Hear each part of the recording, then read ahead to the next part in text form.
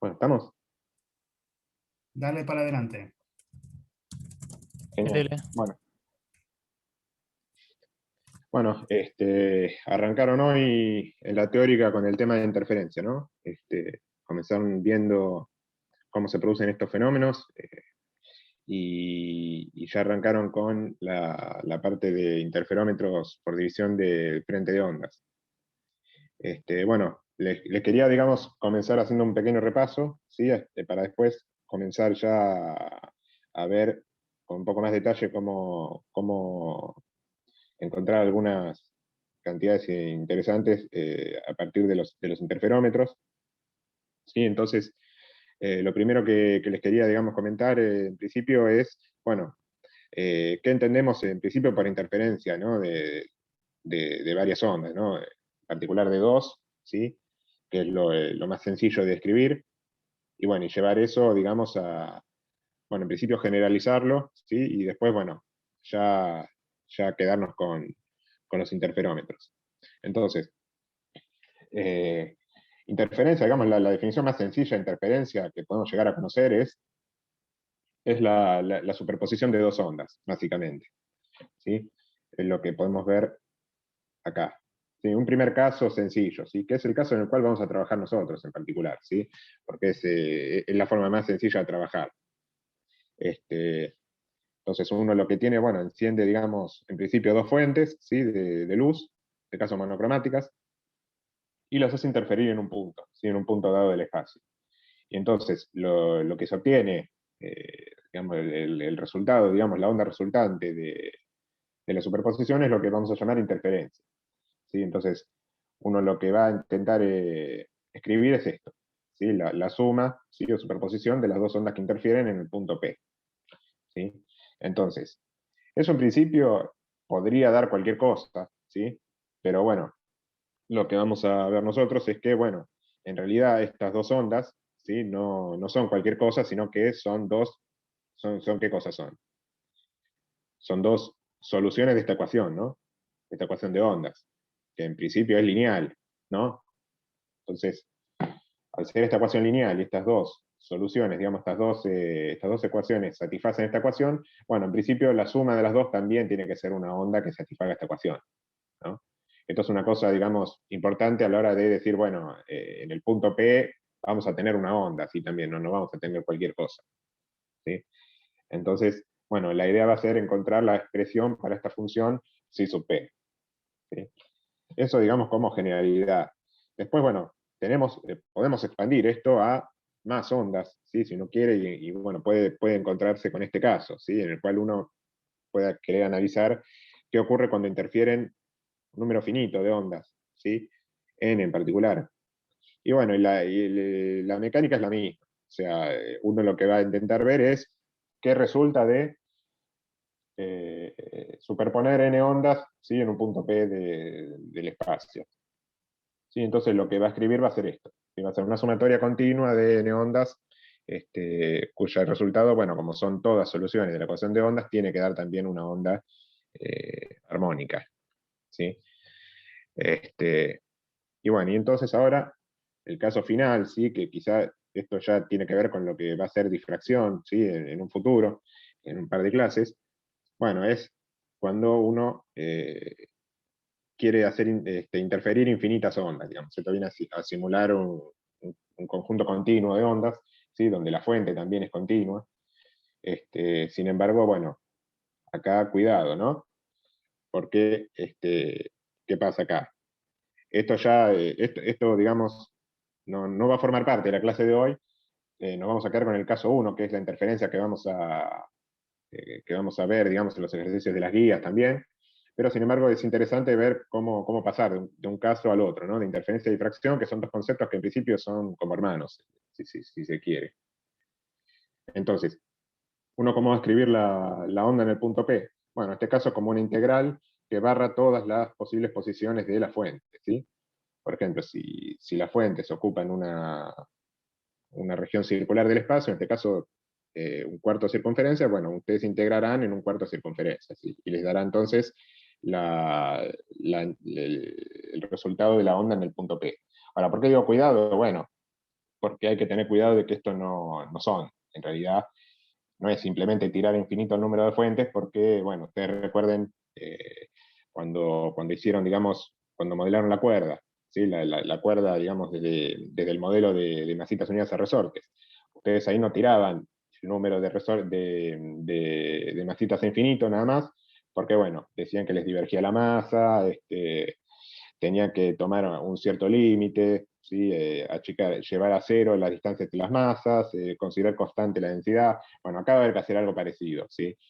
Fíjense que si ustedes tiran a infinito el número de fuentes, les va a diverger la intensidad de luz, ¿sí? Entonces, bueno, nos quedaríamos ciegos en principio, ¿sí? Entonces, bueno, va a haber que considerar otras cosas que eso, bueno, después la vamos a ver cuando veamos difracción, ¿sí? Por ahora, quédense con esto como un simple panorama nada más, ¿sí? Pero es más o menos la idea. Bien, entonces, como les dije, pasamos a trabajar ahora, nos vamos a concentrar en este caso, ¿sí? En el cual vamos a hacer interferir dos ondas, ¿sí? ¿Estamos bien hasta acá? ¿Se entiende? ¿Sí? Sí, Más o Fabricio, menos. ¿puedo hacer una ¿Sí? pregunta? Sí. Nosotros siempre tratamos el caso de analizar nada más lo que pasa, ¿cómo es? ¿Cómo afecta la interferencia a un punto dado? ¿O también se analiza la interferencia como un fenómeno del medio? No sé si... Sí, O a sea, ver, ¿cómo es el comportamiento general para todo el medio donde hay interferencia?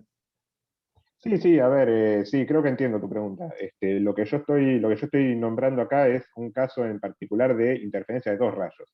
Acá yo Claro. estoy diciendo que estos rayos salen de una fuente ubicada, por ejemplo, en este lugar, otra fuente ubicada acá, pero las fuentes obviamente son fuentes puntuales que en principio emiten en todas las direcciones, ¿no? Y los rayos van a interferir, por ejemplo, en una pantalla, ¿sí? En diferentes puntos de una pantalla.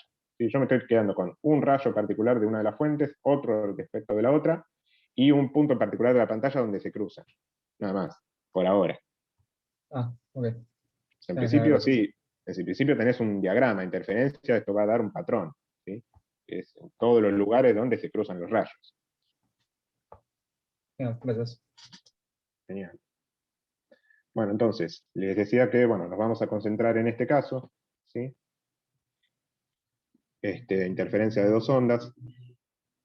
Entonces, vamos a, bueno, desglosar un poco esa suma, digamos, esa superposición de dos ondas armónicas que les planteaba al principio, ¿no? Bueno, si las ondas son ondas que satisfacen la ecuación de ondas, bueno, las podemos en principio escribir de esta forma, ¿no? Como una amplitud, ¿sí? La onda 1, como una amplitud a sub 1, por un coseno de una fase, ¿sí? Donde la fase la vamos a escribir como el K por la posición de la primera de las fuentes, ¿sí? Menos omega por t, más en principio una fase adicional temporal, epsilon 1, ¿sí? Que tiene que ver con, bueno, fijar un origen de tiempo, ¿sí? En el cual se enciende dicha fuente. Lo mismo con la psi sub 2, ¿sí? Una amplitud a sub 2 por un coseno de k por r2 menos omega t más epsilon 2, donde, bueno, la diferencia, digamos, entre estas dos constantes de fase temporal me va a indicar, digamos, la diferencia de tiempos en los cuales fueron encendidas estas dos fuentes, ¿no? Y bueno, y entonces, para simplificarnos un poco los cálculos posteriores, lo que hacemos es, nos resulta conveniente llamar delta 1, ¿sí? A esta presión K por R1 más epsilon 1, ¿sí? Acá lo tienen.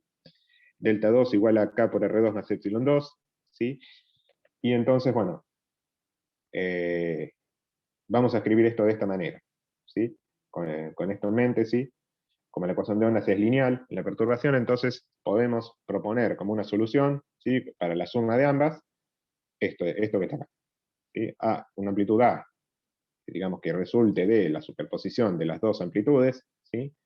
Por un coseno de K por R, ¿sí? Un R genérico, ¿sí? Que en este caso sería el R del punto P, menos omega por T más epsilon, ¿sí? Una constante de fase, digamos, arbitraria. Y bueno, entonces llamamos esta forma delta a K por R más epsilon. ¿Estamos hasta acá?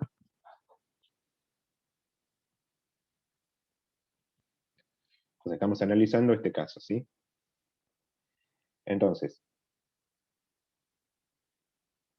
la idea entonces va a ser superponer estas dos ondas y encontrar estos parámetros que en principio son desconocidos, ¿sí? Que son la amplitud A de la onda resultante y su fase.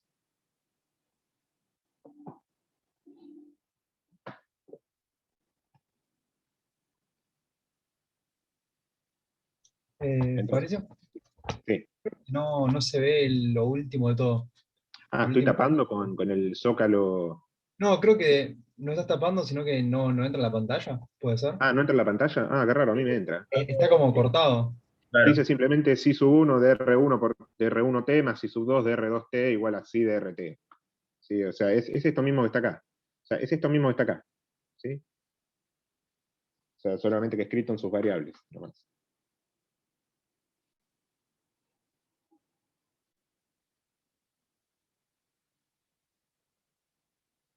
Bueno, entonces la idea va a ser hacer esa cuenta, ¿sí? O sea, plantear esto, agarrar estas ecuaciones, sumarlas, ¿sí? Y plantear un sistema de ecuaciones que me permita encontrar A y delta. ¿Vamos?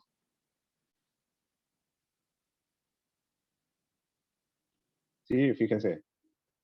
Uno lo que hace es sumar las dos ondas. Bueno, entonces de ahí, ¿qué vamos a hacer?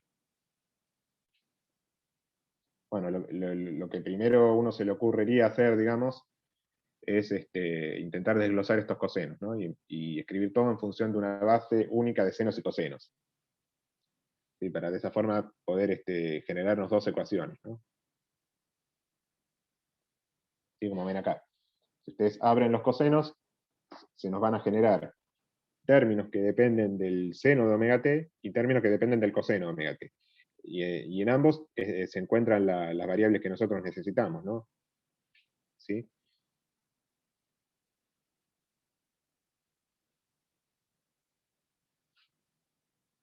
Entonces, seguimos un pasito más.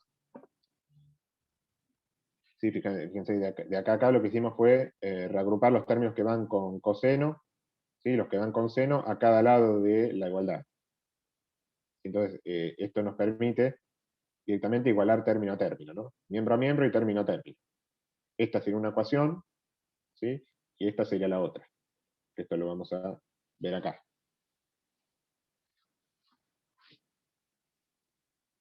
¿Sí? ¿Estamos?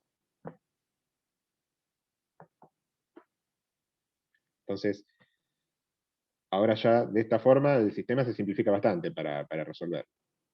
Sí, pues fíjense que las incógnitas les han quedado solamente de un lado de las igualdades, ¿sí? En el sistema de ecuaciones. Entonces, ya la manera de resolver esto se simplifica bastante. Por ejemplo, así a simple vista, ¿de qué forma les parecería que se pueden llegar a encontrar estas incógnitas que necesitamos, ¿no?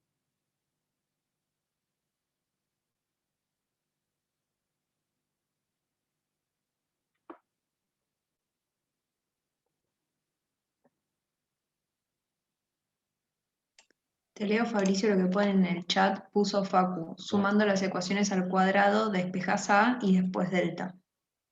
Genial, esa es una manera, sí. Sumando las ecuaciones al cuadrado, ahí me saco de encima delta, ¿no? Que sería, bueno, simplemente despejar A y les va a quedar una suma de cuadrado de los dos lados. Y para despejar delta, ahí habría que hacer algo parecido, pero sacarse de encima las A, ¿no? Bueno, simplemente así, ¿no? O sea, esto es justamente lo que decían en el chat. Y bueno, y dividiendo las ecuaciones obtienen las delta, ¿no? O sea, dividiendo las ecuaciones, acá se fabrican la tangente, se sacan de encima las amplitudes y despejan todo en función de datos. Si la Perdón, recomendación pero no se ve, yo no, por lo menos no veo casi nada de las ecuaciones. ¿Por qué sale cortado? En la pantalla. Qué macana. Fabricio, creo que todos vemos, o sea, yo también lo veo cortado. Mm. Sí, estoy probando a ver si con el sumo alguna de las cosas, pero sea como fuere, siempre sale cortado. ¿Hasta dónde sale? Porque yo veo la pantalla completa. ¿Hasta De dónde se corta? última, capaz que tenés que salir de full screen y Y volver a entrar. mostrarlo. Sí, o si no, desde el PowerPoint. Sí, Capaz claro. que Sí, ahí desde el está. Power se Con ve eso se ve bien. perfecto. convenga hacer esto. Y fíjate que ahí estás usando otro monitor, capaz, con otra resolución, porque acá se ve se ve No, la no, ventana entera del PowerPoint, hasta la no, barrita de no, abajo. yo estoy usando Qué raro. siempre la misma máquina, todo, ningún. A ver, voy a volver a. Pues capaz que tiene que ver con Capaz eso. A que ver, si volvés a entrar. y vuelvo a entrar, claro. A ver si vuelvo a entrar.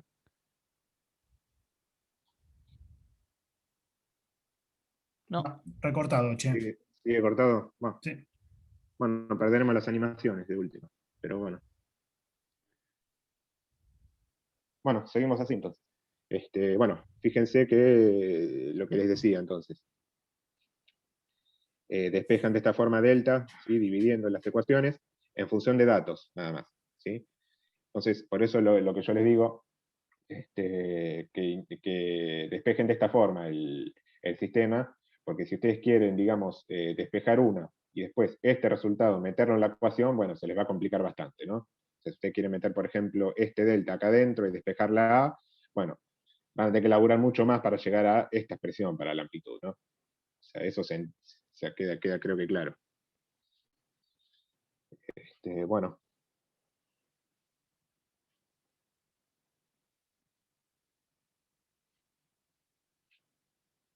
ahí. Bien.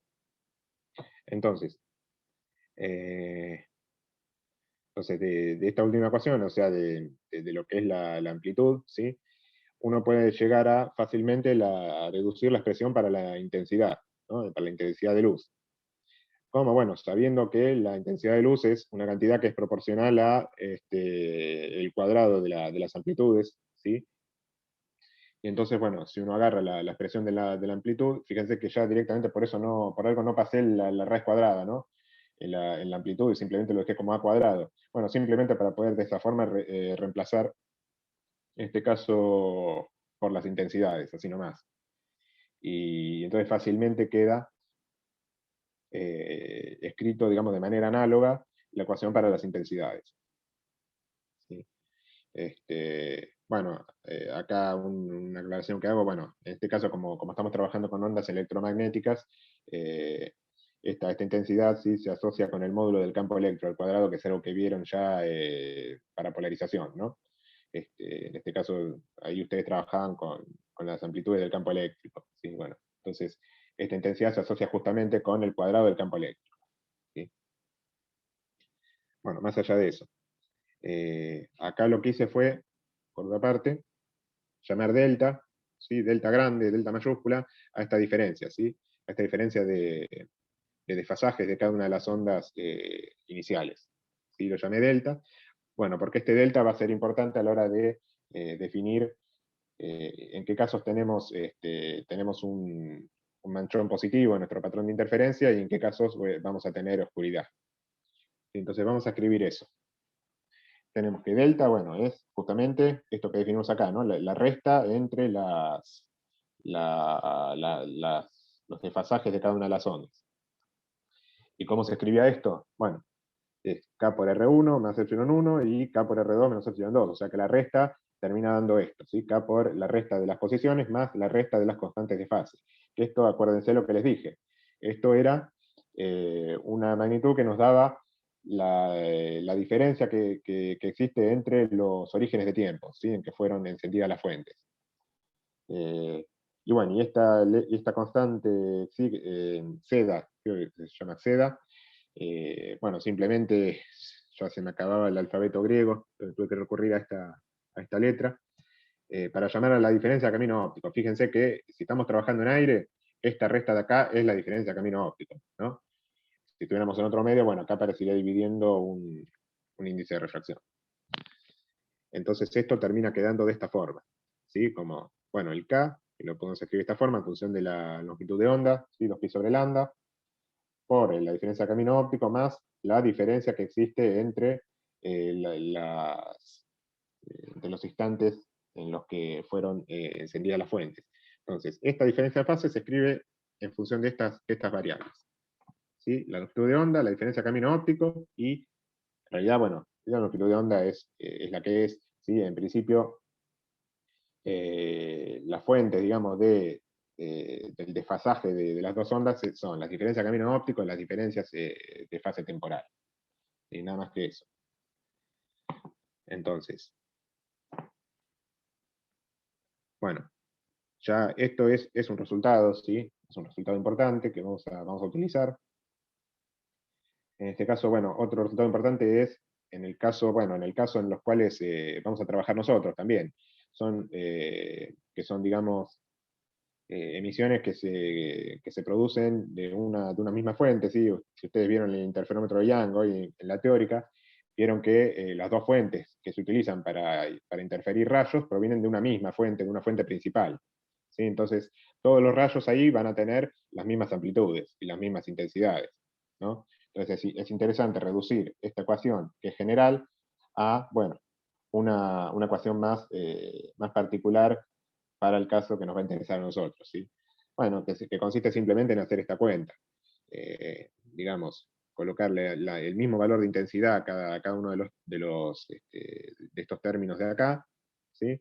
Entonces, bueno, van a llegar a esta expresión de acá, que si la elaboran un poquito, ¿sí? Escriben de manera conveniente este coseno, este 1, ¿sí? Este 1 lo escriben como seno cuadrado de delta sobre 2 más coseno cuadrado de delta sobre 2, este coseno de delta lo escriben como coseno de delta sobre 2 más delta sobre 2, y bueno, y haciendo esta cuenta, desarrollando esta cuenta, terminan llegando a esto, ¿sí?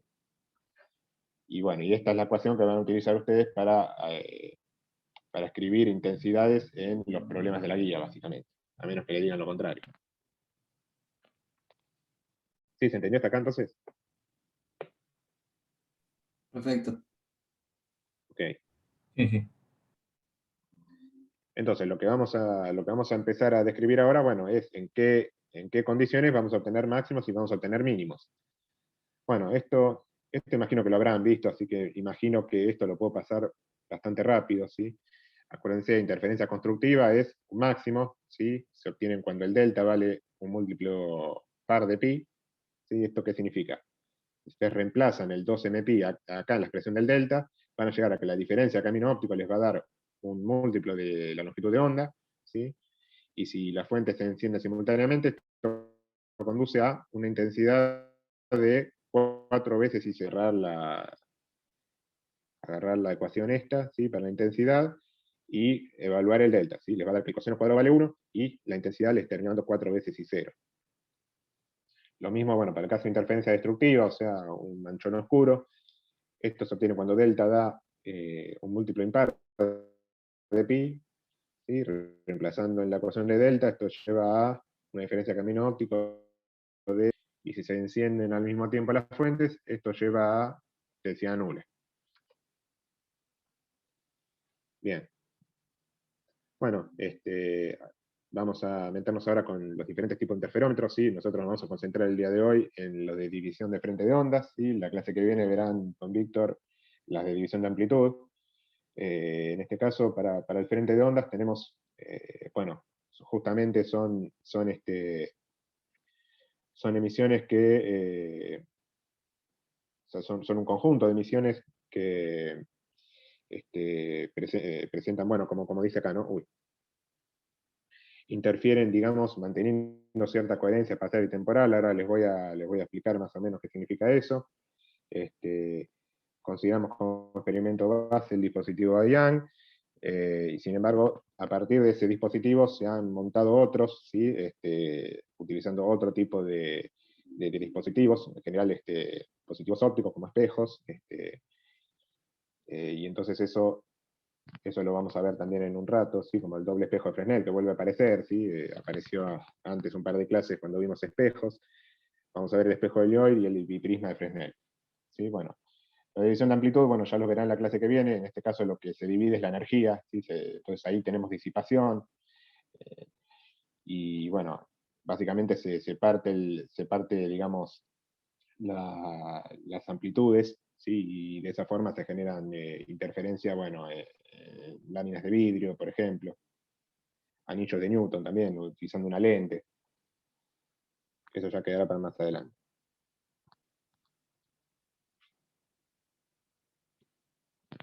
Bien, comencemos entonces. Este es el primero, es el principal, es el de Young, ¿sí? Esto lo han visto también, así que vamos bueno, les voy a pasar, digamos, demasiado rápido lo general.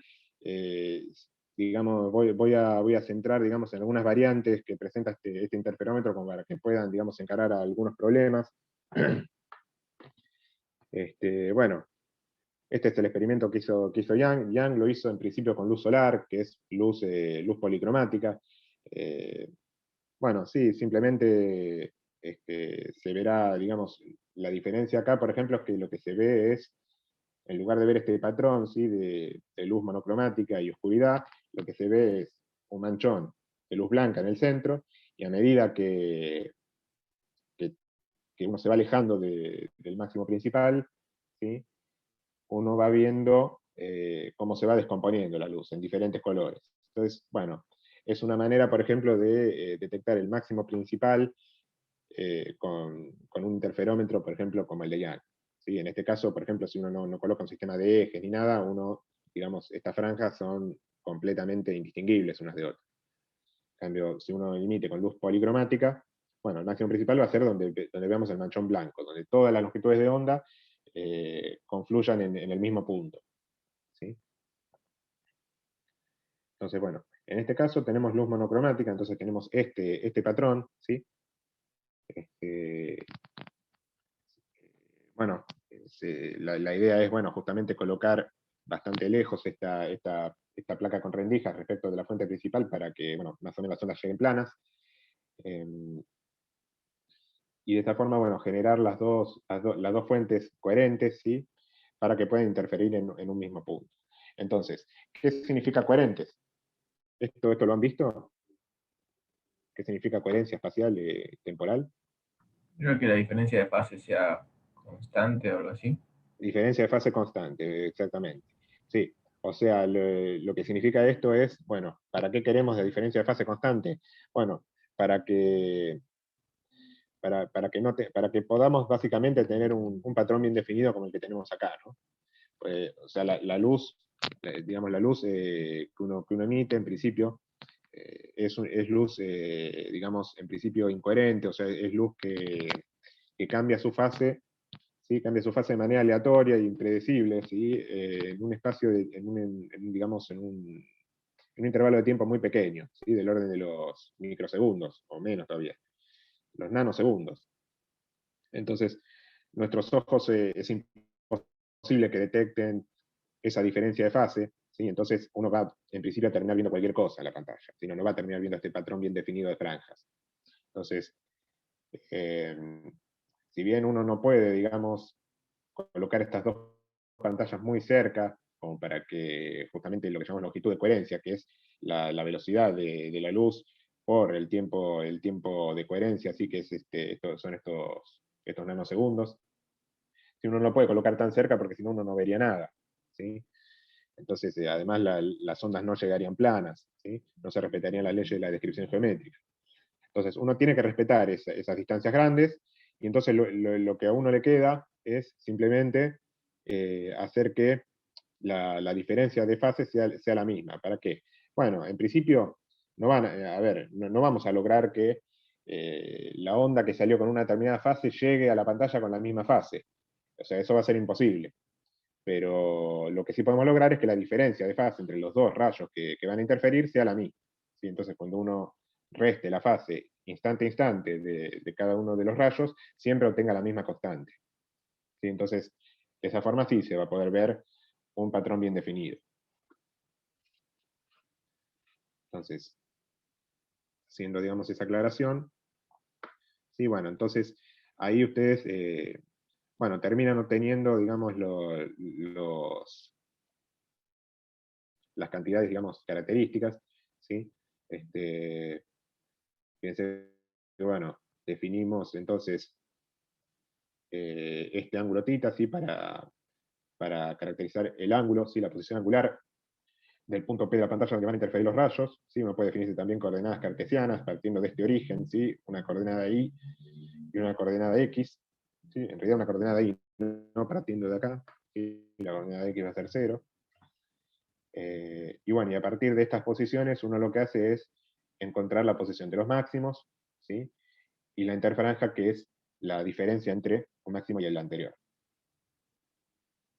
Entonces, si se ve bien, parece, no sé si se ve, está demasiado chiquita la imagen, pero bueno, utilizando, digamos, ahora la aproximación paraxial, ¿sí? O sea, la aproximación de ángulos pequeños, fíjense que este ángulo θ de acá se lo puede considerar parecido a este ángulo θ de acá, y entonces uno puede medir posiciones angulares desde este lugar, ¿sí? Ya que las distancias son bastante pequeñas en este tipo de experiencias. Sí, o sea, esto está exagerado, ¿no? Esta distancia A entre las fuentes también es pequeña, ¿sí? No es tan grande. Entonces todas estas posiciones angulares van a tender a ser pequeñas. Entonces, uno lo que hace es, bueno, intentar describir la posición de los máximos, por ejemplo, en aquellas posiciones donde la diferencia de fase valga un múltiplo par de pi, ¿sí? Entonces, para eso es necesario encontrar alguna cantidad de la cual dependa esta diferencia de fase, que en principio uno la puede asociar directamente con la diferencia de camino óptico, ¿sí? Que es esta distancia que está acá, ¿sí? O sea, uno lo que hace es construirse este triangulito de acá. ¿Y cómo se construye este triángulo de acá? Bueno, básicamente es considerando que, bueno, estos dos rayos, por ejemplo, si esta fuente se encuentra ubicada simétricamente respecto digamos, del centro de las rendijas, entonces estos dos rayos van a recorrer la misma trayectoria. Entonces, cuando uno haga la diferencia de camino óptico, estos dos tramos no van a contribuir, ¿sí? Van a contribuir acá, ¿sí? Porque justamente estoy considerando un punto genérico de la pantalla que no se encuentra ubicado centrado respecto del centro de la rendija. Entonces, acá evidentemente sí va a haber una diferencia de camino óptico. Entonces, ¿cómo la calculo? Bueno, el método, digamos, geométrico es bajar una perpendicular, ¿sí? Desde acá, digamos, hasta, digamos, desde acá, digamos, desde el punto en el cual parte el rayo que llega antes, ¿sí? Y que se baja perpendicular en el rayo que llega después, y el rayo que recorre una mayor diferencia, ¿sí? ¿Y por qué hacemos esto? Bueno, justamente porque uno lo que hace es, digamos, pararse acá, por ejemplo, y trazar una circunferencia. ¿Sí? Trazar una circunferencia. ¿Qué gano trazando una circunferencia? Bueno, gano que estos dos rayos, ¿sí? Sean su radio, ¿no? Sean el radio de esta circunferencia, entonces valgan lo mismo. Entonces ya directamente tomo este cachito de acá como la diferencia de camino óptico, ¿no? O sea, estas dos direcciones valen lo mismo, estas dos distancias valen lo mismo, estas dos distancias valen lo mismo, y la diferencia de camino óptico que me queda es esta, ¿sí? Ahora, como esta distancia entre la placa y la pantalla es muy grande, este arco de circunferencia puede ser tomado bien como una recta, ¿sí? Que baja perpendicular. ¿Se entiende eso? Sí, estoy yendo muy rápido. No, sí, como un montón de aproximaciones. Sí. Hay una aproximación que es la paraxial, ¿sí? En principio usamos esta. Está todo dentro de eso. Para decir que este ángulo θ, que sale de considerar la posición angular, es igual que este, ¿sí? Después, este ángulo, ¿sí? Va a ser este mismo que está acá, ¿sí? O sea, uno va a considerar que θ es este también, el ángulo de este triángulo. ¿Por qué? Bueno, por semejanza, ¿no? O sea, esta recta es perpendicular a esta, y esta de acá es perpendicular a esta que bajamos. ¿Sí? Entonces, este ángulo de acá va a ser θ. Entonces, de esta forma fácilmente sale esta ecuación de acá. No sé si la tengo. Esta de acá. ¿Sí? Va a ser que la posición en I va a ser igual a esta estancia D dividido, por el seno de θ, ¿sí? Y llegamos acá, a que el seno del ángulo es igual a la diferencia de camino óptico dividido la distancia entre las fuentes. Bien. Entonces, de esta forma, llegamos a la expresión general para las posiciones, que es esta de acá, I igual a D por la diferencia de camino óptico sobre A. Esto sale de reemplazar acá, ¿sí? Que esto sale por hacer trigonometría con este ángulo θ, ¿sí? Y bueno, y una vez que encontramos esta expresión general para la posición de los puntos de la pantalla, bueno, solamente queda escribir la expresión de la longitud de camino óptico para un máximo, que es m por lambda. ¿Sí? Llegamos a la expresión de los máximos. ¿Sí? ¿Lo ven ustedes o está muy chiquito? ¿Llegan a ver? Yo lo veo, pero no sé en realidad. Bien. Sí, Sí, porque se llega a ver. si pongo pantalla completa va a salir cortado ahí. Así que, Sí, sí, ahí sí. pero bueno. Entonces, bien. Si queremos los mínimos, es lo mismo, pero con la expresión de los mínimos, ¿no? Es esta expresión que tenemos acá. En lugar de reemplazar por m veces lambda, se reemplaza por 2m más 1 veces lambda sobre 2. ¿Sí? Llegamos a la expresión de los mínimos. Y bueno, para la interfranja lo que hacemos es restar, agarrar cualquiera de estas dos y restarle, digamos, la correspondiente al orden m menos 1. ¿Sí? Y llegamos a esta diferencia. ¿Sí? Lambda por d sobre a.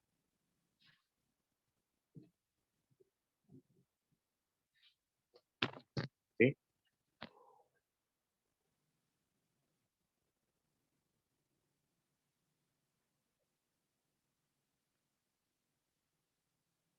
Bien, entonces ahora, ya con la generalidad más o menos explicada, les paso a describir algunas variantes, ¿sí? Que se pueden realizar de este experimento, para que las tengan en cuenta. ¿Sí? Por ejemplo, la pregunta sería, ¿cómo podríamos hacer para que las fuentes ahora se enciendan en distintos instantes de tiempo? ¿No? Porque recordemos que hasta ahora no utilizamos las constantes de fase, ¿no? O sea, hasta ahora siempre supusimos que las fuentes se inician, digamos, al mismo tiempo. Bueno, entonces acá tenemos una de las variantes, ¿sí?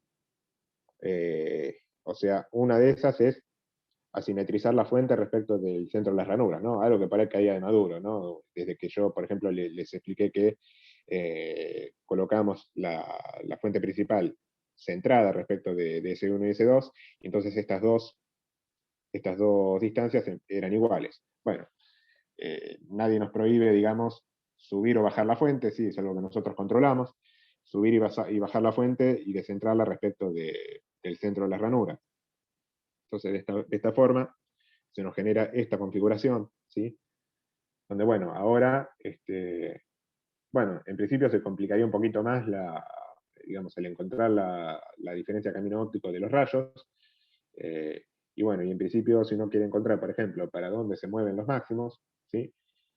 Uno tiene esta formulita que sale de simplemente considerar la semejanza de estos dos triángulos que están pintados acá, ¿no? O sea, si yo bajo la fuente, bueno, el máximo principal se corre en esta altura, ¿sí? Delta I. ¿Sí? Entonces, bueno, simplemente escribiendo esta semejanza de triángulos, sabiendo que estos ángulos al ser opuestos para el vértice son los mismos, ¿sí? Este θ0 es igual a este θ0 de acá. Bueno, uno conoce la altura h en que la desvió, uno conoce esta distancia de acá que es d, que es chiquita, esta distancia de acá es d grande, entonces sale simplemente delta I como h por d sobre d, ¿sí? H por d grande sobre d chica. Quizás el más complicado es escribir la diferencia de camino óptico. Bueno, ahora vamos a tener esta diferencia z sub 1, que es la misma que la del ejemplo anterior, y se le va a agregar esta de acá, ¿sí? Que bueno, nada, sale de la misma forma, ¿sí? O sea, trazando la perpendicular desde la fuente, digamos, del rayo que recorre menos distancia, y que baja sobre la que recorre más. ¿Sí? Entonces, listo, considero que esto es una circunferencia, ¿sí? Bla, bla, bla, lo mismo que antes. ¿Sí? Entonces la diferencia de camino óptico psi sub 2 termina siendo esta diferencia de acá. ¿Sí? Entonces la diferencia de camino óptico total va a ser la suma de las dos.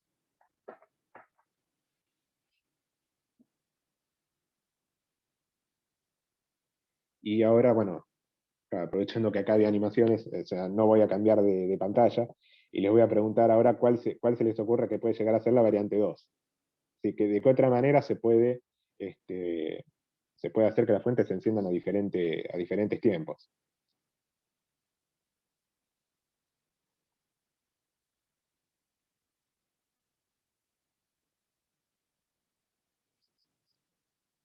O sea, una forma era esta, ¿no? Cambiar la fuente, ¿sí? Antisimetrizar o asimetrizar la fuente, digamos, la emisión inicial. Ahora, Y por ejemplo, mover la cosa con las rendijas inclinarla. Pero sería lo mismo que mover la fuente, ¿no? Claro, pero bueno, otra cosa. Em,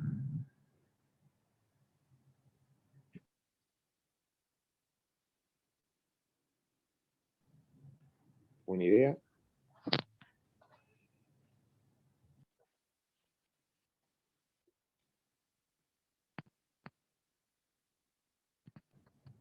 en el chat dicen largarlos a distinto tiempo. Sí, bueno, pero no se controla eso, digamos. O sea, salen de la misma fuente, ¿no? Está claro que la fuente Sí. es única, entonces uno no puede controlar eso.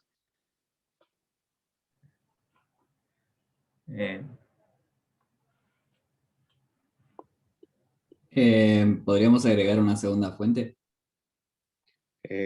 No, las fuentes son estas dos. O sea, una segunda fuente principal.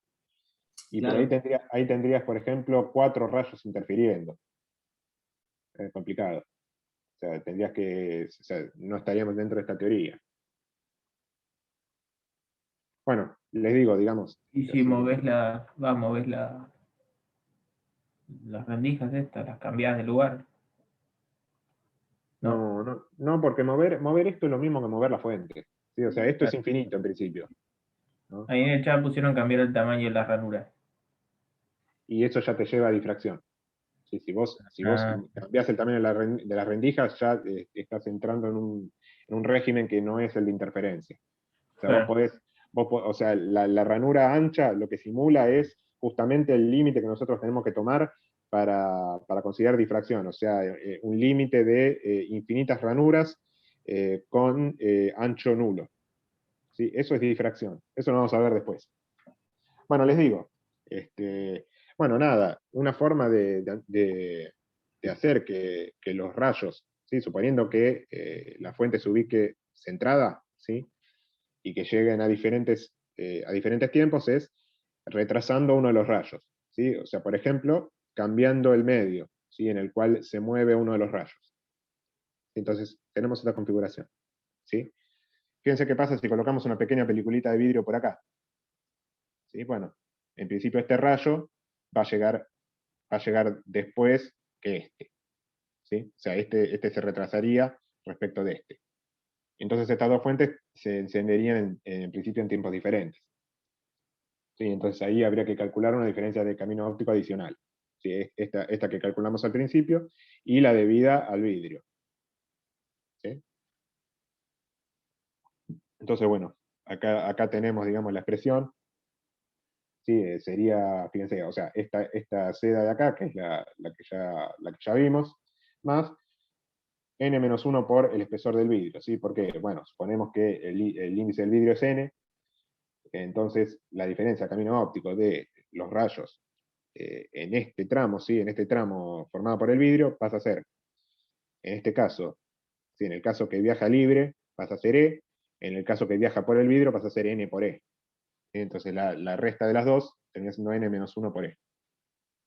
Y después nada, sí, se sigue trabajando de la forma que ya vimos. ¿Sí? ¿Se entiende? Sí. Perfecto. Bueno, entonces, ahora sí. Pasamos a ver, bueno, este dibujo ya lo conocen, ¿no? Es el que ya vimos para el doble espejo de Fresnel. Nosotros lo trabajamos para el caso de reflexión de rayos en un espejo, ¿sí? Y dónde se forman las imágenes. Recuerden que habíamos visto que, bueno, una imagen la teníamos por acá, otra la teníamos por acá.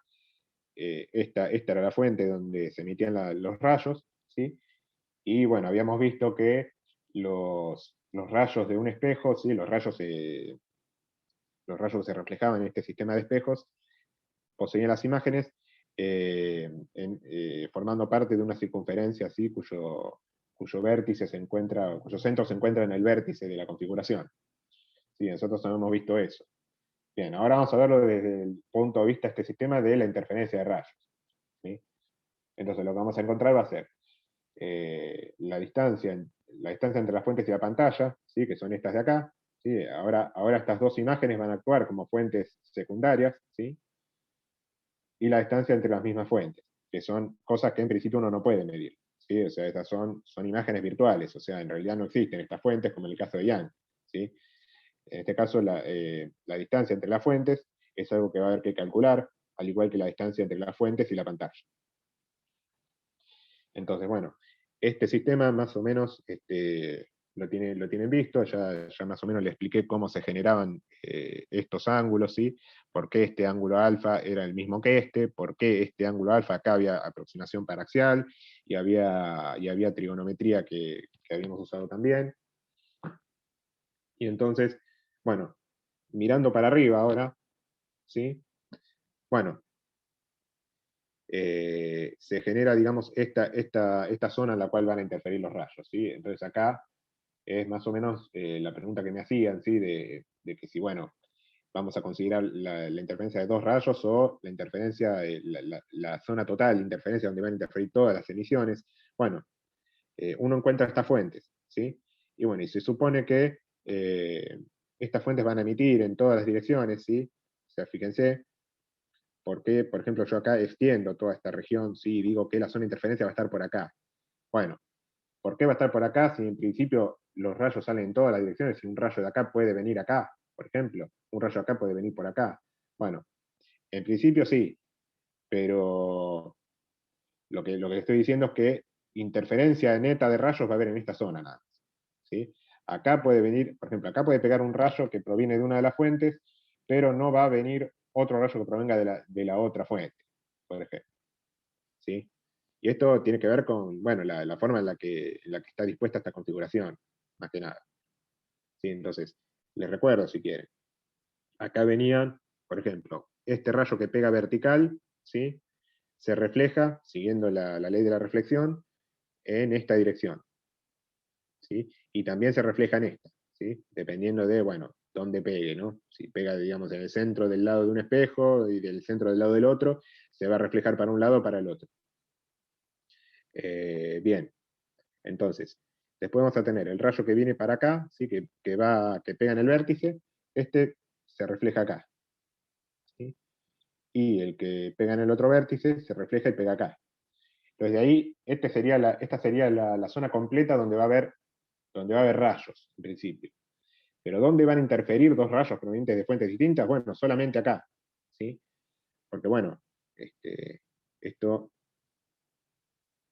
es la forma, o sea, a ver, fíjense que, por ejemplo, acá solamente va a poder pegar el rayo que pega acá, por ejemplo, ¿no? Y terminará por acá.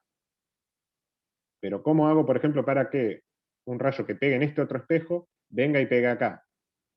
Es imposible, ¿no? Porque si yo vengo, digamos, vengo emitiendo, ¿sí? Este rayo que pega acá va a pegar acá, este rayo que pega por el medio del espejo va a pegar por acá, hasta que este rayo que pega en el vértice pega por acá. O sea que todos los rayos que peguen en esta superficie van a encontrar un punto de este lado de la pantalla, ¿sí? Y todos los que peguen en este espejo van a pegar en esta parte. Salvo, bueno, cuando me encuentre en esta pequeña región, ¿sí? Donde los rayos vienen, por ejemplo, el que pega perpendicular, ¿sí? Este que pega perpendicular vuelve hacia la misma dirección, o sea que este viene por acá, ¿sí? Después, si me voy acercando, ¿sí? al vértice, voy a tener este que pega por acá y termina, a ver, este que pega por acá va a terminar por acá, ¿sí? A ver, sí, va a terminar por acá, ¿sí? O sea, un ángulo muy pequeño, ¿sí? Bueno, y entonces lo mismo va a pasar de este lado, ¿sí? Entonces esta va a ser la región donde haya cruce de rayos, ¿sí? Básicamente. ¿Sí se entiende por qué esta es la zona de interferencia? ¿O los mareé demasiado? Yo no sé si podés repetir o sea, cuál es el rayo que forma, o de dónde sale el rayo que forma el límite de la zona de interferencia. A ver, voy a hacer lo siguiente. O sea, hasta el principio sí, pero los dos rayos que limitan el borde de la zona de interferencia, de ¿Lo ven donde... cortado ahí o...? Perdón, ¿lo ven cortado No, ahí se o...? ve bien, se ve bien, se ve bien. Acá se ve bien porque justamente debajo no hay nada, en la parte de abajo no hay Claro, nada, así que acá se puede ver más fácil y puedo poner un puntero. sí. Bien. Entonces, Esto es simplemente considerar la ley de la reflexión, nada más, ¿sí? O sea, cuando tenemos un rayo, ¿sí? Va a salir en la dirección que forme un mismo ángulo con la normal que el rayo incidente. Entonces este va a pegar por acá, ¿sí? Bien. Entonces todos estos rayos que peguen de acá para acá van a pegar de este lugar, ¿sí? De este punto hasta acá, ¿sí? Entonces de este lado no va a haber más rayos. O sea intentemos, por ejemplo, venir por acá, venir en cualquier punto de este espejo e intentemos encontrar puntos que peguen en esta zona. Bueno, ya dijimos que de la perpendicular para acá los rayos van a pegar en esta zona, ¿sí? Entonces empecemos a ver los rayos que peguen en esta parte, ¿sí? Entre el vértice y la perpendicular. Bueno, entonces, si consideramos eso, venimos, impactamos acá, por ejemplo, ¿sí? Con un ángulo pequeño respecto a la normal, ¿sí? Y entonces este rayo va a venir acá, va a terminar viniendo por acá. O sea que todavía estamos en esta zona. Y si hacemos lo mismo por acá, ¿sí? Vamos a tener un rayo que viene acá. Entonces, estoy medio mareado. Este que viene con la perpendicular pega acá. Este que viene acá. Ah, claro, ahí creo que me cierra un poco más. No es al revés, digamos. Si rebota, digamos, de ese lado para adentro, digamos, del eje, sería en la posición opuesta, digamos. Sí, o sea, es continua la manera en la cual se obtienen los puntos en la pantalla, ¿no? O sea, esto está claro que en la perpendicular vuelve, ¿sí? Es este rayo que está acá. Ahora, si yo me aparto Por un eso, poquito, si la normal cerrás es esta. alfa, si hay chicas alfa, ¿no te irías para la derecha, digamos, de la pantalla? En lugar de irte por la izquierda. A ver, Alfa más chico. me voy a ayudar dibujando, ¿sí? Porque si no me voy a quemar la cabeza. A ver, voy a dibujar. Uy, sentí el chat.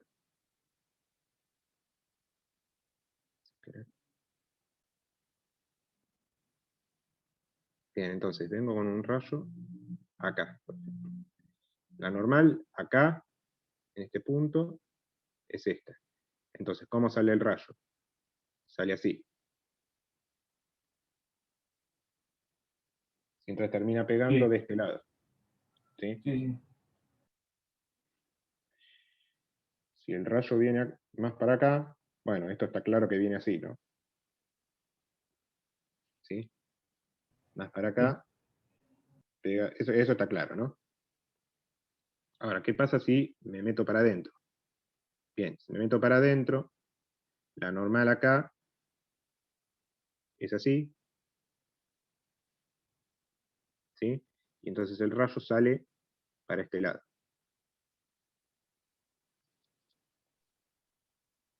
Y Bien, ahí entonces se ahora, cruzarían Claro. claro, con entonces ahora mayores acá, alfa del otro lado. claro, entonces si yo vengo con este rayo para acá, la normal es esta, y obtengo, bueno, puedo llegar a obtener esto, ¿sí? Fíjate que estos ángulos son más o menos los mismos y puedo obtener interferencia acá, ¿sí? Ahora, ¿cuál es el límite? Bueno, la perpendicular, ¿no? O sea, ¿cuál es el límite? Bueno, cuando incido de esta forma. Cuando incido de esta forma, acá, ¿no? En el vértice. ¿Sí? ¿Por qué? Y porque, bueno, suponiendo que no estoy en el vértice, sino que estoy corrido un cachitito del vértice, ¿sí? Un diferencial, bueno, voy a poder encontrar una manera de poder llegar ahí, ¿sí? Sí. Ahí está. Con este gráfico, bueno, de esta manera. Y si me corro un poco más, ya está, ya me voy de esta zona y entonces ya dejo de obtener otro rayo. Digamos. Sí, bueno, de esta manera definimos la zona, digamos, donde pueden llegar a interferir rayos. ¿Sí?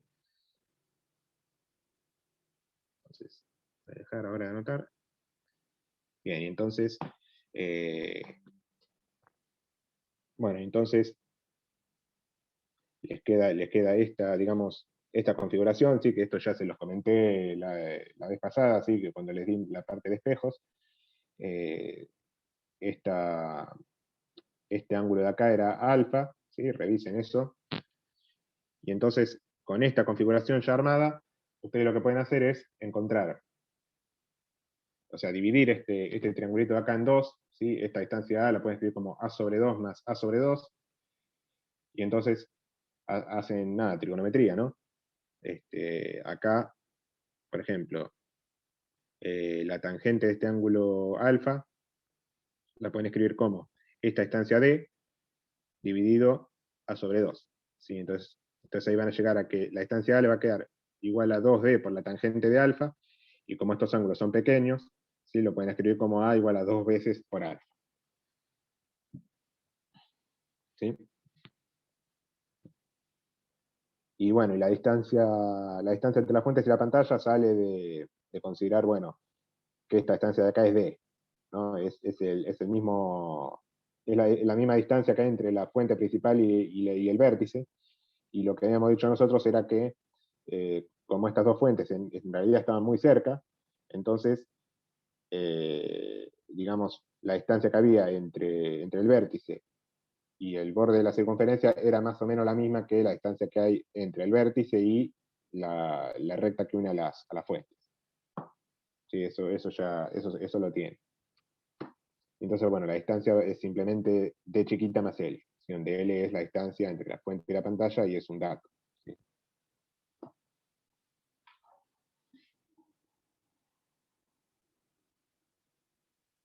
Ahí ya hay problema, ¿no? Debería salir. Sí, creo que se les corta esta parte de acá abajo, creo que se les corta, no se les debería cortar.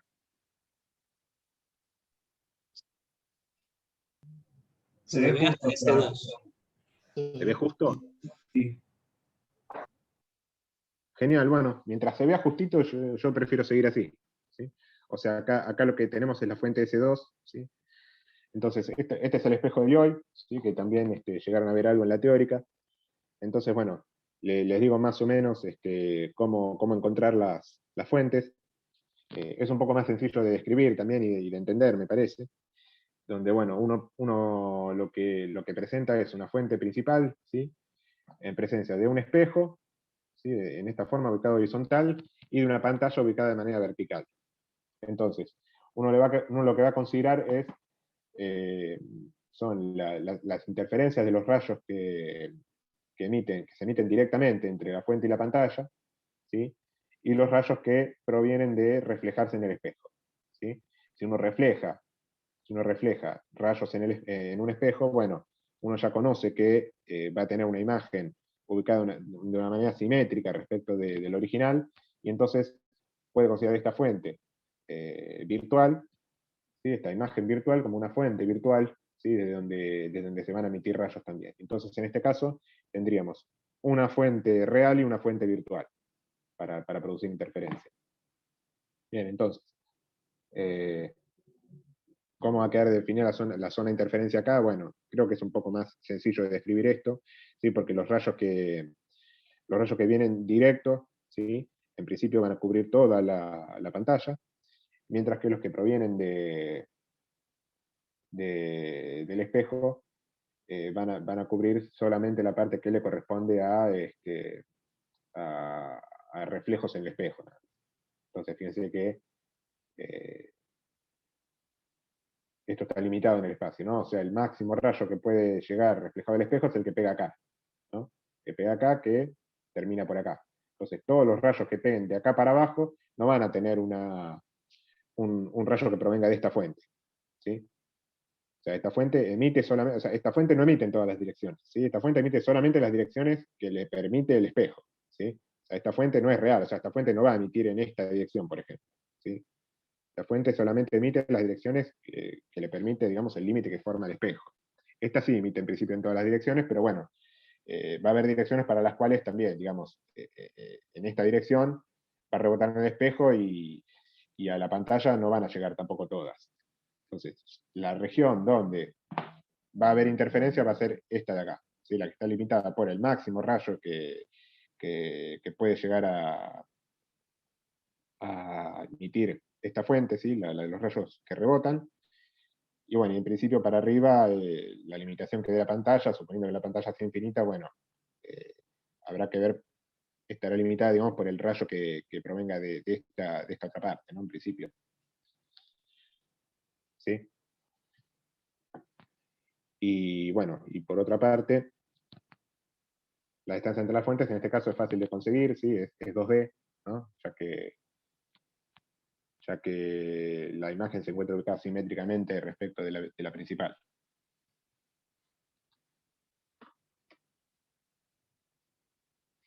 Pasamos a la siguiente. Dígame si se ve. El biprisma de Fresnel. Sí, se ve justo. Se ve bien. Bueno. Entonces, esta es otra configuración, ¿sí? La cual, bueno, uno posee una fuente, ¿sí? El dispositivo es ahora un doble prisma, ¿sí? Un prisma, digamos, un prisma compuesto, digamos, por dos piezas piramidales, ¿sí? Entonces, ubicadas de esta forma, ¿sí? También está la variante de colocarlo al revés, ¿sí? Con el vértice mirando hacia las fuentes. Eso, si quieren, se los dejo a ustedes, yo les explico este. Y entonces, de esta manera, uno puede generar interferencia, ¿sí? Considerando los rayos que salen de la fuente y que pegan en cada uno de los, digamos, de los vértices que tiene este prisma, ¿sí? Fíjense que entonces las fuentes secundarias se generan a la misma altura que la principal, ¿sí? Esto tiene que ver con que, bueno, la forma en la cual se reflejan y se transmiten los rayos. Entonces, los rayos que vamos a considerar en este caso son los rayos que se reflejan y transmiten en los vértices superior e inferior, ¿sí? Estos salen transmitidos en una dada dirección, ¿sí? Dada por la ley de Snell, y si uno considera la prolongación hacia atrás de los rayos, ¿sí? Uno va a conseguir que, bueno, esta fuente se genera acá, ¿sí? ¿Por qué? Porque, bueno, uno lo que hace es considerar este de acá, ¿sí? Transmitido hacia abajo, y la prolongación, bueno, se supone que la prolongación de este rayo de acá tiene que caer justo a la altura de la fuente principal, ¿sí? Lo mismo con la de abajo. ¿Sí? O sea, acá se usa el mismo truco que antes con el espejo, ¿no? Cuando hay un vértice, bueno, uno considera que o bien transmite dos rayos, o, bueno, considero que estoy apartado un cachito del lado de esta superficie, entonces considero este rayo, y después considero que estoy un cachito apartado hacia arriba, considero este rayo, ¿sí?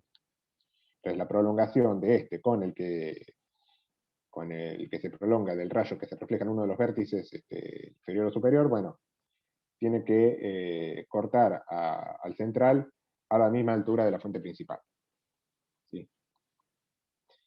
Y bueno, y tenemos que la región donde se produce interferencia es esta de acá, ¿sí? Donde tenemos, digamos, donde se produce la intersección en los rayos límites, digamos, ¿no? O sea, el rayo que forma parte de el límite superior del prisma, ¿sí? Y bueno, y en el inferior, ¿sí? Con los rayos centrales. Se supone que interferencia va a haber acá, ¿no? Bien, entonces ahora calculemos la distancia entre las fuentes, ¿sí? Secundarias, y la distancia entre las fuentes y la pantalla. Bueno, esto sí, acá creo que va a ser inevitable que salga, ¿no?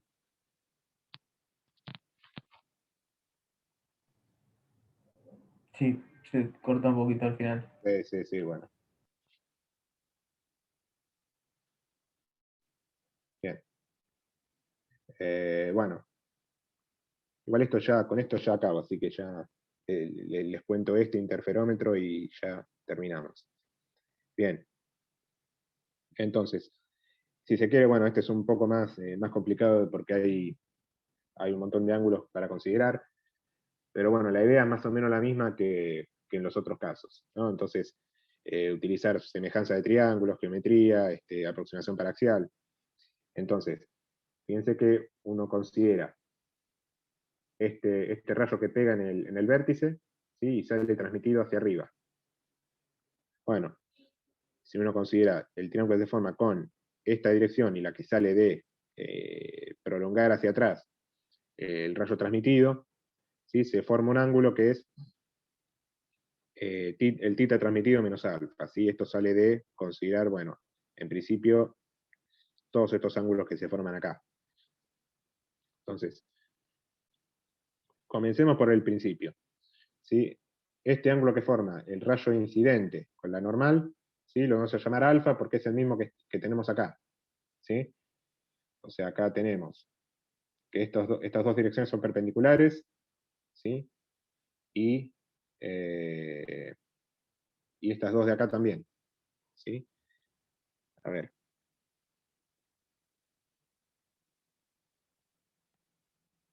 Ah, lo estoy mirando mal, sí, lo podemos mirar con este de acá, ¿sí? Si estos dos ángulos son iguales, ¿no? Este alfa es el mismo que este, entonces esta dirección y esta son perpendiculares, y estas dos también. ¿Sí? Porque esta de acá es la normal de esta superficie, ¿sí? Entonces, este ángulo es el mismo que este, es también el mismo que este, ¿sí? Entonces, este ángulo de acá es alfa, entonces este ángulo de acá va a ser alfa, ¿sí? Estos dos son opuestos por el vértice, esta es una prolongación de la normal. Entonces, si este de acá es alfa, entonces este complemento de acá es θ transmitido menos alfa, ¿sí? Este de acá. Y este de acá es el θ transmitido que viene de la ley de Snell, ¿sí? Bien, entonces, con estos ángulos definidos, decimos que este ángulo de acá, que es θ transmitido menos alfa, es el mismo que está acá, θ transmitido menos alfa. Entonces ya puedo ahora generarme esta distancia de acá, conociendo este ángulo, ¿no? Conociendo este ángulo y esta distancia de acá que es D. ¿Sí? Conozco esta distancia de acá que es D, conozco digamos, el ángulo, y pretendo hallar esta distancia entre la fuente principal y una de las fuentes, que es A sobre 2. Entonces, haciendo trigonometría, me sale que la distancia A va a ser 2 veces D por el n-1, ¿sí? Que es el índice del medio que tenemos acá. ¿Sí? Esto sale de hacer Snell, ¿sí? Por el seno de alfa, ¿sí? Seno de alfa, le va a quedar el seno de alfa, ustedes pongan alfa porque estos ángulos son pequeños, ¿sí? Entonces le va a quedar una expresión como esta. Y para las fuentes, bueno, para las fuentes, para la distancia entre fuente y pantalla, lo que tienen es lo siguiente, simplemente D más L, ¿no? En este caso no hay nada que calcular, ¿no? Estos son simplemente datos, ¿no? O sea, yo coloco la fuente a una distancia D del vértice y una distancia L, la pantalla entre el vértice y la pantalla, de distancia es L. ¿Sí? Esto, bueno, no hay nada que calcular justamente porque las fuentes caen a la misma altura, ¿no? de la principal. Entonces directamente la distancia ya está dada. ¿Sí? ¿Estamos?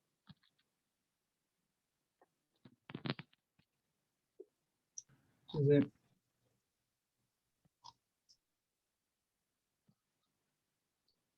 Bueno, con esto tienen para hacer ya, digamos, los primeros ejercicios de la guía de interferencia, que son bastantes, ¿no? O sea, ya más o menos estos son los temas que van a ver. ¿Sí? Van a ver primero algunos ejercicios generales, ¿sí? Algunos pocos. Después hay algunos de Young con alguna de las variantes que les mencioné. Y después ya el resto son de analizar estos interferómetros, ¿sí? Biprisma, espejo de Lloyd o doble espejo de Fresnel. Sí, le van a pedir que encuentren, digamos, la posición de los máximos, la posición de los mínimos, las interfranjas, alguna que otra pregunta que por ahí pueda llegar a ser medio retorcida. Pero bueno, esto más o menos es el panorama general. ¿Sí? ¿Alguna pregunta? Tengo una consulta, Fabricio. Sí. En el caso del espejo, el previo al prisma, el espejo plano, El ángulo, porque uno entiendo que con estos interferómetros uno busca que no haya diferencia de fase entre las fuentes virtuales. ¿El ángulo de incidencia no podría llegar a modificar la fase por una polarización o algo por el estilo en el rayo que sale? Por haber una reflexión. Por haber reflexión que se Yo si modifique. era cerca de Brewster, entiendo que habría un cambio de fase en el saliente, y ahí la fase de la primera fuente no sería igual a la No, pero ahí, reflejo, sí. no, pero ahí lo que pierde es una componente, más que nada. O sea, pierde una componente, pero la fase sigue siendo la misma, porque vos acordate que vos las fases de cada componente las escribís de la misma forma, ¿no? O sea que ahí, digamos, ahí las fases van a ser iguales. O sea, no va a haber diferencia.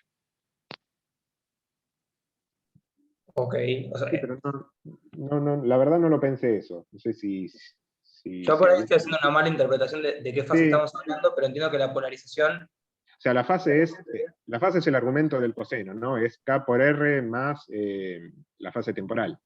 sí. O sea, vos directamente, sí. ¿Y esa no es la fase que cambia de polarizar? No, la fase que cambia al polarizar es la fase temporal.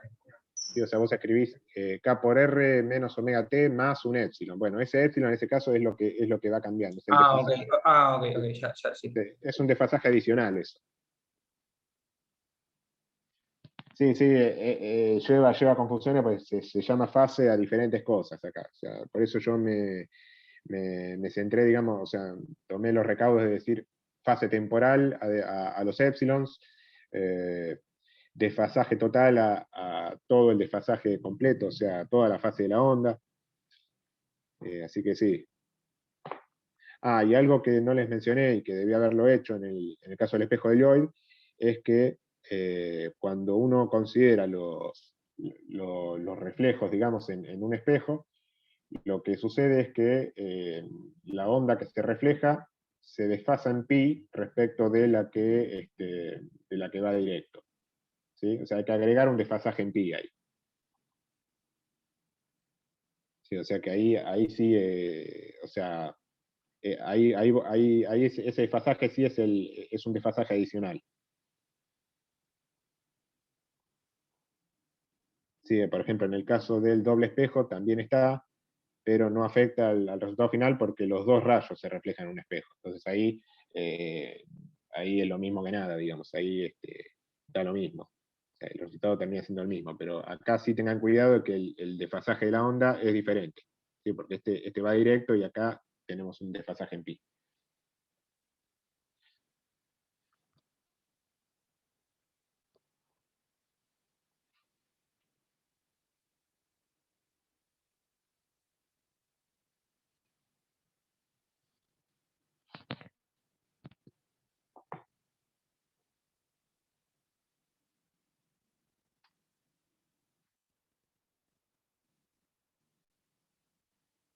Bueno, ¿alguna pregunta más? Si no, ya vamos cortando. Bueno, entonces cortamos la grabación.